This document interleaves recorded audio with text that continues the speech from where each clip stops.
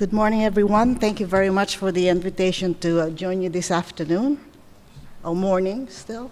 I'm going to start off with the breast cancers and just a few items to consider here. According to the American Cancer Society, the estimates for 2018 is that over 250,000 patients will be diagnosed with invasive breast cancer, about 63,960 for in situ breast cancers in women.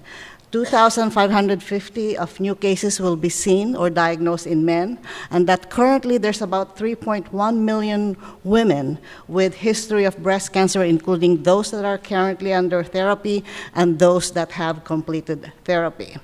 We have to, as far as diagnosing breast cancer is concerned, women in this country are very diligent in performing self-manual examination, and if that mass is at least 1 centimeter in diameter and quite superficial, that will be discovered. But for the most part, most of the breast cancers are diagnosed following mammography, and if these are masses are not well described on mammography, they go on to do sonography or MRI. And after that, they do tissue examination, they do the type, grade, receptor type, and then, of course, some tumor markers.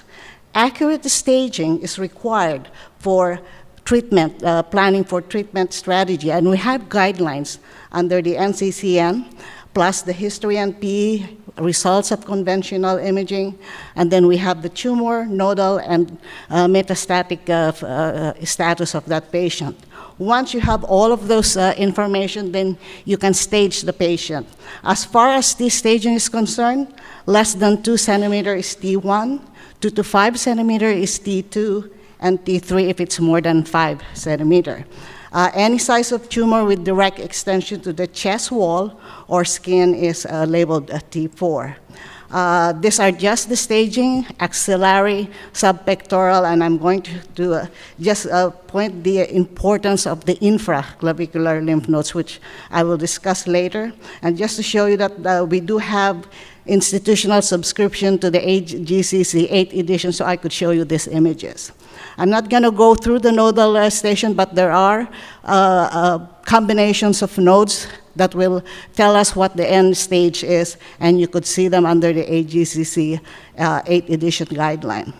As far as metastatic staging is concerned, the 4 most common sites are the bone, lung, brain, and liver.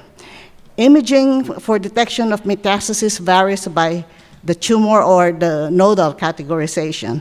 And for most patients with early cancer, that is with T1, T2 tumor, and N0 stage, or the stage 1, stage 2A, additional imaging is not recommended for these patients. Imaging is appropriate for patients with large tumor that is close to 5 or over 5 centimeters, and of course if you have nodal disease. There is mixed recommendation for T2 and 1, or what we call the stage 2B, and this is what I'm going to talk to you about more this morning.